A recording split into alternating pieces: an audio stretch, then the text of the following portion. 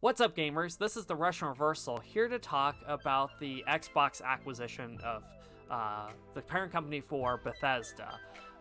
Multiple game studios were acquired in here, but I really want to focus on probably what most gamers are concerned about, which is the well-known franchises. We're talking Fallout, Elder Scrolls in particular. We have Doom, we have Wolfenstein. So my thoughts on this are probably more optimistic than most. ZeniMax, all those franchises will be going to Xbox Game Pass, which really makes Xbox Game Pass a pretty good value for most gamers. Now, I'm a collector, so I really like having physical copies of games. However, this might be a good opportunity for me to prioritize what games I want, and so I don't buy games that I don't end up playing. Elder Scrolls Online was a game I bought at launch and I never really got around to playing. So I think this is a good opportunity for gamers who are curious and can explore and get involved in new types of games. The other thing too is, and I was watching Elena Pierce in her video, and she brought up a fantastic point about accessibility in gaming. So particularly in the US, but I think this is Australia is the exception to this. When you buy a game and you open it, you play it, you find out you can't play it because you're disabled in some way.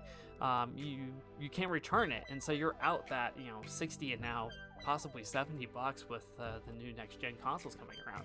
So the issue is that a lot of gamers with disabilities have to put a lot of money up front, and they might not even be the game that a game that they could play, and so they might have to go and sell it on the secondary market, which is really unfortunate because they're still taking a loss. Like the second you open that package, you lose out on the returnability of that in most countries. I think Australia is the one exception, and there might be a handful of others.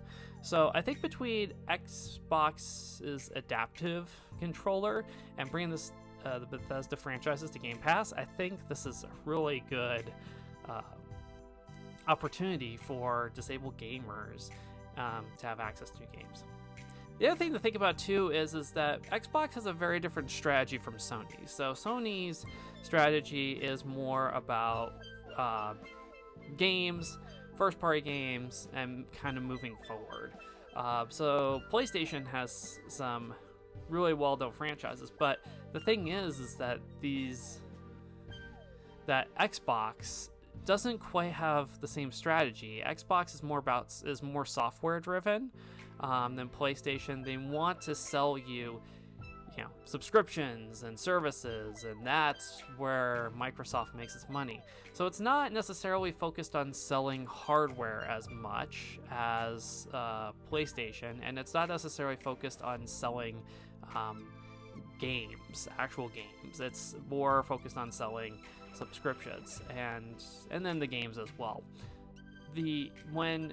One thing that gamers need to think about is when a console launches, and for a significant chunk of a console's life, that the company is taking a loss. Like Xbox is selling Series X at a loss. Sony is selling PlayStation 5s at a loss. They make that up with subscriptions and software. PlayStation does have a little bit of a subscription strategy, but Xbox is more focused on subscriptions. And so Xbox, really what they want to do is they want to make Game Pass a better value for gamers and to bring gamers into that ecosystem.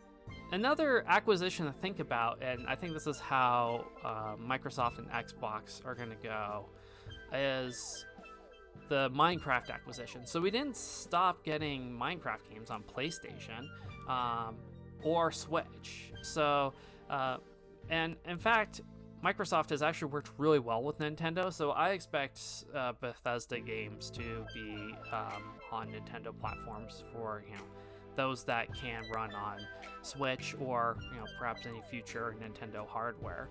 So I don't think that will be an issue. The other thing too is, Xbox doesn't want to look like they're taking away something. So what likely is going to happen is all the major mainline franchises will still get games on PlayStation and Switch, for those that can run Switch. You might get some spin-off franchises and some new IP that's exclusive to Xbox, just to kind of increase the value of Game Pass. But I think Microsoft is totally happy to sell a $60 game on PlayStation or Switch as they are on Xbox, because that is where most of the revenue comes from in these games. Now, they want you in the Xbox ecosystem, so that's something interesting to think about. But this is really good for possible cross compatibility, because Microsoft could owns like Elder Scrolls Online now, and we can have PlayStation users and Xbox users doing cross-play as well. So I think mostly this is a good opportunity for gamers. Microsoft could, and they do have the power, and I do understand there's a little bit of fear from PlayStation owners and possibly Switch owners as well, that Xbox can be like, nope, we're not going to release this game on this platform.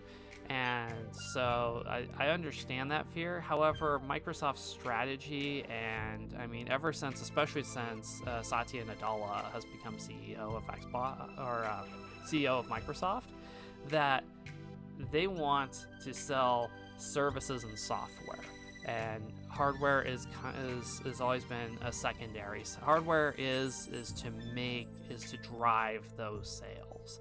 So I don't really foresee Microsoft taking away. However, let me know what you think. I've seen lots of interesting takes on this. I'm really optimistic though for PlayStation owners. I own all 3 platforms, so I'm not really that worried. But there are certain consoles I prefer to play. Like, I love my Switch. If it's on Switch, I want to play it on Switch. So let me know what you think in the comments below. If you haven't subscribed already, please give it a sub, and I will see you next Wednesday. Also, keep in mind, I do have a podcast. Their podcast is Sundays and is called The Pixel News. I also I'm currently streaming Pokemon Red on Mondays and Fridays at 2 p.m. Eastern, 11 p.m. Pacific. Thank you so much, and I'll see you on the next one.